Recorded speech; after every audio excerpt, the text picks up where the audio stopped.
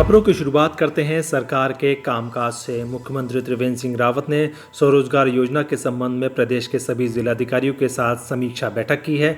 इस दौरान बैठक में सभी को सख्त निर्देश दिए गए हैं कि इस योजना से जुड़ने वाले उत्तराखंड वासियों को किसी भी प्रकार की कोई दिक्कत ना हो। इसके लिए ही सभी इस योजना में अपने अपने स्तर पर हर 14 दिन में आवश्यक समीक्षा भी करेंगे। बैठक में जिलाधिकारी द्वारा सीएम को अवगत कराया गया है कि उनके संबंध में जिलों में योजना को लेकर युवाओं में खासा उत्साह है। युवाओं के द्वारा स्वरोजगार के लिए पंजीकरण भी किया गया है। इस दौरान सीएम ने कहा कि इस योजना का उद्देश्य स्वरोजगार के साथ साथ स्वरोजगार सृजन कर खाली हाथों को काम दिलाना है, ताकि अंतिम छोर पर खड़ा व्यक्ति मजबूत हो सके और आत्मनिर्भर बन सके। उन्होंने कहा कि मुझे बेहद खुशी है कि कई युवा अपने कौशल के आधार पर स्वरोजगार से जुड़ रहे हैं और अन्य को भी रोजगार उपलब्ध करा रहे हैं। इसी प्रकार हमें खुद को आत्मनिर्भर बनाना भी जरूरी है। उन्होंने कहा, बेरोजगारों को स्वरोजगार से जुड़ी जानकारी देने के लिए प्रदेश के सभी जिलों में स्वरोजगार प्रेरक तैनात किए जाएंगे। प्रत्येक जिले में एक महिला और एक पुरुष स्वरोजगार प्रेरक की तैनाती होगी। शुक्रवार को मुख्यमंत्री त्रिवेंद्र सिंह रावत ने वीडियो कॉन्फ्रेंसिंग के जरिए जिलाधिकारियों को मुख्यमंत्री स्वरोजगार योजना और सोलर व पीरूल परियोजनाओं की समीक्षा भी की है। उन्होंने कहा कि मुख्यमंत्री स्वरोजगार योजना के अंतर्गत वास्तव में जरूरतमंदों और बेरोजगारों को प्राथमिकता दी जाए। सभी विभागों में चल रही स्वरोजगार योजना को मुख्यमंत्री स्वरोजगार योजना के साथ जोड़ा जाएगा। सोलर व पीरूल प्रोजेक्ट की आवश्यक प्रक्रिया समय से पूरी भी करा ली जाए। अब खबर नैनीताल जिले के शहीद वीर जवान की कहानी की। गुरुवार देर रात देवभूमि का लाल शहीद हो गया। मूल रूप से नैनीताल जिले के ओखलकांडा के पदमपुर मिडार निवासी और वर्तमान में हल्द्वानी के अर्जुनपुर गोरा पड़ाव निवासी यमुना प्रसाद पनेरू देर रात कुब्बाड़ा में शहीद हो गए। सूचना है कि बर्फ से ढकी चोटियों पर अपनी टीम को रेस्क्यू करते वक्त उनका पैर फिसल गया। पैर फिसलने से वे खाई में गिर गए और शहीद हो गए। जानकारी है कि वे 2001 में कुमाऊं रेजिमेंट में भर्ती हुए थे। सूबेदार यमुना पनेरू का बचपन ग्राम सभा पदमपुर मिडार के तोक गालपा धुरा में बीता है। बीएससी प्रथम वर्ष करने के दौरान उनका चयन भारतीय सेना में हो गया था। वर्ष 2012 में यमुना पनेरू द्वारा एवरेस्ट भी फतेह किया गया था। साथ ही उन्होंने नंदा देवी शिखर और छोटे कैलाश को भी छुआ था। माउंटेनिंग सिखाने के लिए वे कुछ समय दार्जिलिंग भी रहे थे। परिजनों ने बताया कि 2013-14 में पनेरू भारतीय सेना की ओर से भूटान भी गए और वहां से आने के बाद जेसीओ का कमीशन निकालने के बाद हवलदार से सूबेदार पद पर नियुक्त हुए। सूबेदार यमुना पनेरू ने 37 वर्ष की आयु में देश के लिए अपने प्राण न्यौछावर कर दिए। शहीद के पिता दया कृष्ण पनेरू का बहुत पहले ही निधन हो चुका है। वर्तमान में शहीद का परिवार हल्द्वानी के अर्जुनपुर गोरा पड़ाव में रहता है। खबर कोरोना की ढाई चाल की। उत्तराखंड में लगातार कोरोना के मरीजों की संख्या में इजाफा होता जा रहा है। शुक्रवार दोपहर 2 बजे जारी बुलेटिन के अनुसार प्रदेश में कोरोना के 37 नए मामले सामने आए हैं, जबकि 9 लोग पूरी तरह से स्वस्थ हुए हैं। इसके अलावा एम्स में भर्ती 2 कोरोना संक्रमित मरीजों की मौत हो गई।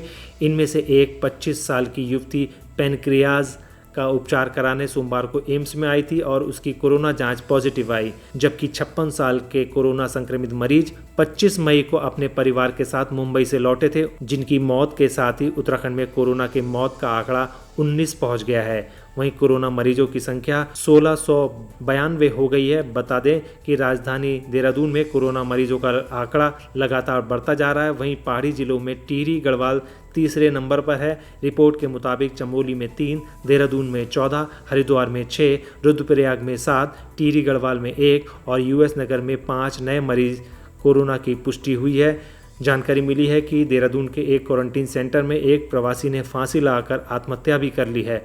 बताया जा रहा है कि हरिद्वार निवासी युवक देहरादून के बालावाला स्थित एक क्वारंटीन सेंटर में भेजा गया था। युवक संकेत मेहरा को हाल ही में जबलपुर से लौटने पर यहां क्वारंटीन किया गया था। अचानक उसकी आत्महत्या की खबर से प्रशासन में हड़कंप मच गया है। खबर धर्म, संस्कृति और पर्यटन की। देश भर में पर्यटक स्थलों पर अब पर्यटक आने लगे हैं, लेकिन पर्यटकों को स्थानीय लोगों के विरोध का सामना भी करना पड़ रहा है। ताजा मामला मसूरी का है। मसूरी में फरीदाबाद से पहुंचे पर्यटकों का मसूरी के लोगों ने विरोध कर दिया। इसके बाद पुलिस ने पर्यटकों को वापस लौटा दिया। 1 जून से लॉकडाउन खत्म होने के बाद पर्यटकों की आवाजाही बढ़ गई है।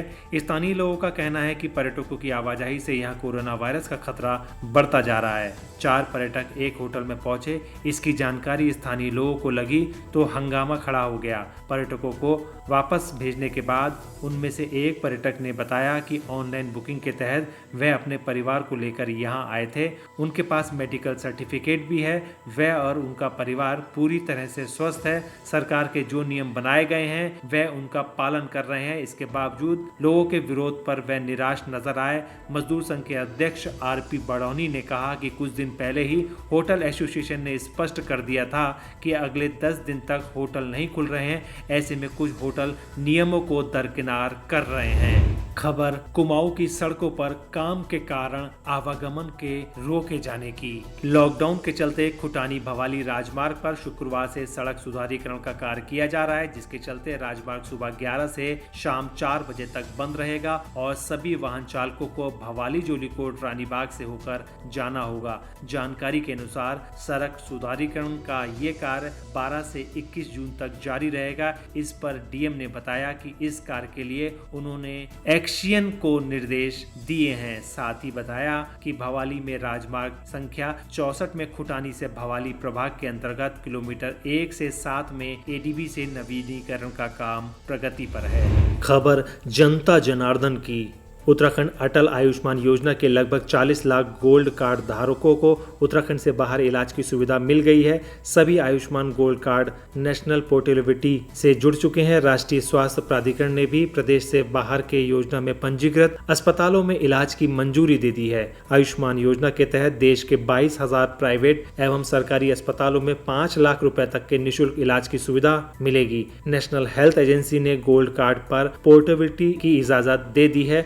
उत्तराखंड सरकार ने अटल आयुष्मान योजना के दायरे में आने वाले राज्यों के नागरिकों को देश के सभी अस्पतालों में उपचार की सुविधा मुहैया कराने का निर्णय लिया था, लेकिन कुछ दिन पहले ही नैनीताल की प्रेमा देवी को दिल्ली एम्स में इलाज नहीं मिला था और उनका स्वास्थ्य काफी बिगड़ गया था। इस पर जानकारी देते हुए राज्य स्वास्थ्य प्राधिकरण अध्यक्ष डी के कोटिया ने बताया कि प्रदेश में अटल आयुष्मान योजना में 2 तरह के गोल्ड कार्ड हैं। केंद्रीय अटल आयुष्मान योजना में 5.37 लाख परिवार हैं। प्रदेश के लगभग 40 लाख गोल्ड कार्ड धारकों को पोर्टेबिलिटी से जुड़ने में अब प्रदेश के बाहर पंजीकृत अस्पतालों में इलाज मिल सकेगा। इसमें 5 लाख तक का इलाज संभव है। गोल्ड कार्ड धारकों को गंभीर बीमारियों का इलाज दूसरे राज्यों के बड़े निजी अस्पतालों की सुविधा भी अब मिल सकेगी।